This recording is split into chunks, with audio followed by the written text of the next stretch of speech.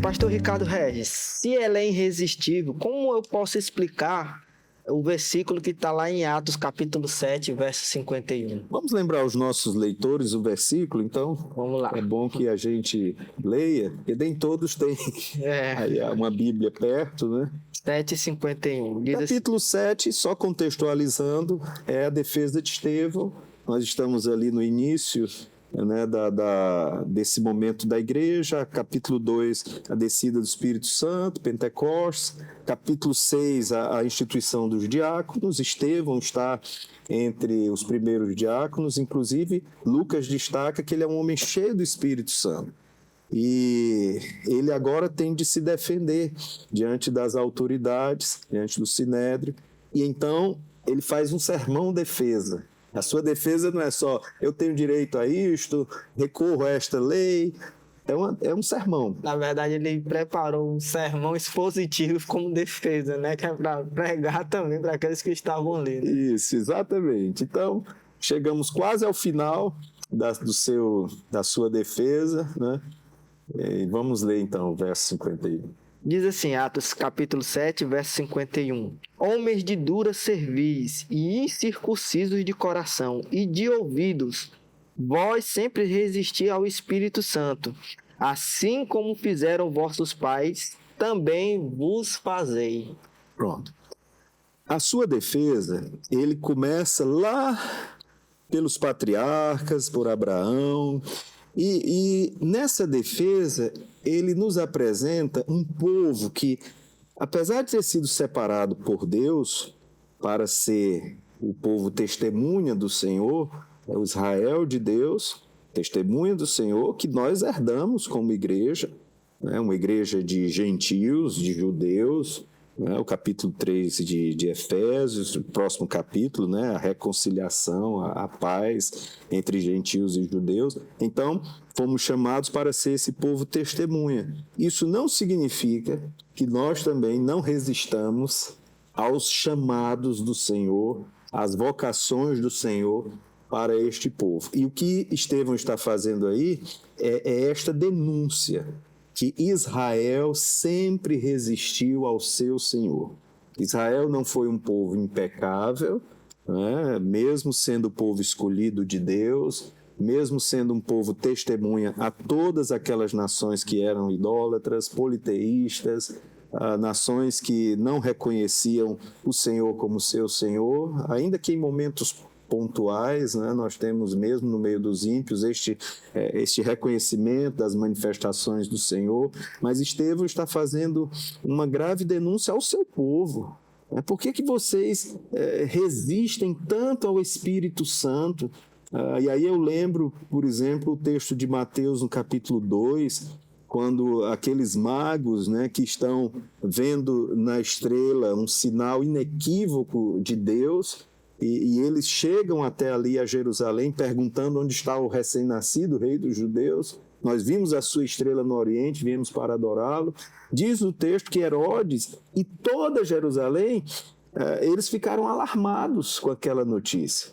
Ora, mas veja que contradição. Um povo que aguardava há muitos e muitos séculos a vinda do Messias, do qual Isaías e outros profetas falaram que seria a salvação de Israel, o Redentor, a luz, né? Um povo que andava em trevas viu grande luz. Ele é o menino que nos nasceu, ele é o maravilhoso conselheiro, é o Pai da eternidade, o príncipe da paz. E agora que chega um sinal do Senhor, o povo resiste. E ninguém vai, mesmo que os escribas tenham corrigido ali a rota, né? Não é em Jerusalém, é em Belém, está escrito aqui em Miqueias, e tu Belém, né? E ali os magos saem. Quem sai com eles? Ninguém. Aquele povo resistia às revelações do Senhor, resistia ao chamado do Senhor, e resistia, assim, ao Espírito Santo do Senhor. Então, é nesse contexto que Estevão faz essa denúncia. Por que vocês são tão duros em resistir ao Senhor? Uma consequência disso, também pensando, né, trazendo para os nossos dias, porque mesmo sendo povo de Deus, nós continuamos reproduzindo muitas vezes esse comportamento de resistirmos aos chamados do Senhor, né? De nos envolvermos às vezes tanto com as coisas deste mundo, né? E nos esquecermos do que verdadeiramente importa. Eu penso, Tancredo, que quando a gente não administra bem a nossa vida com Deus, quando a gente acaba andando longe do Senhor, longe das práticas, né, dos meios de graça, das práticas devocionais, andando longe do povo de Deus, da igreja, quanta gente hoje considerando que pode servir ao Senhor sem fazer parte de uma família, né, que é melhor servir ao Senhor à sua maneira, sozinho, com a sua família, que é um perigo envolver-se com o povo de Deus. Tudo isso vai nos falando de um povo que vai resistindo às coisas de Deus, ao chamado do Espírito Santo. Nós experimentamos um chamado para a salvação, graças a Deus por isso, mas vamos experimentando outros chamados, outras vocações, para servirmos ao Senhor com todos os dons que Ele nos dá. Então, a graça, ela é uma graça irresistível, mas ela encontra também resistência até mesmo naqueles que servem ao Senhor. Estevão está falando a um povo que se dizia zeloso. E olha que o texto vai terminar muito tragicamente, né? De uma maneira muito trágica, Estevão sendo apedrejado, morto, né? Depois de um sermão tão bonito, aquele homem é apedrejado. E isso mostra para nós a resistência que a palavra de Deus encontra mesmo no meio de círculos evangélicos.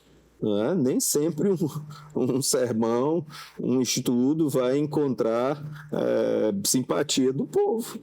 Às vezes a gente prega um sermão, você como professor de escola traz uma lição um pouco mais incisiva e aquilo causa antipatia, né? Alguns chegam a dizer, esses assuntos não são assuntos mais para serem tratados, esse tempo passou, isso aí é cultural, né? Hoje o que mais se faz é isso, é falar, transformar, chamar, melhor dizendo, o mal de bem e o bem de mal. Lá em Amós, há uma palavra de Deus condenando tacitamente quem faz isto. Chama o bem de mal e o mal de bem. Mas é o que mais a gente vê hoje, inclusive, infelizmente, nos nossos círculos. Irmãos e irmãs que já não suportam determinados assuntos, principalmente quando a palavra, de alguma maneira, intervém nas suas vidas, nas nossas práticas, nas nossas condutas, né, nas nossas decisões. E isso é muito ruim. Quando nós resistimos à palavra de Deus, quando resistimos ao Espírito Santo, o final não é bom. O final é sempre muito trágico. E, infelizmente, né, Estevão terminou desta forma. Alguém diria, mas onde está Deus? Onde estava Deus que não viu isso? O seu servo, um homem cheio do Espírito Santo, né, recém-eleito para a diaconia, terminar a vida dessa forma, apedrejado como um animal. Mas Deus estava exatamente ali, tanto estava que Estevão, ele, quando está ali padecendo, ele olha para os céus e diz, eis que vejo os céus abertos. Ou seja, ele teve uma visão celestial.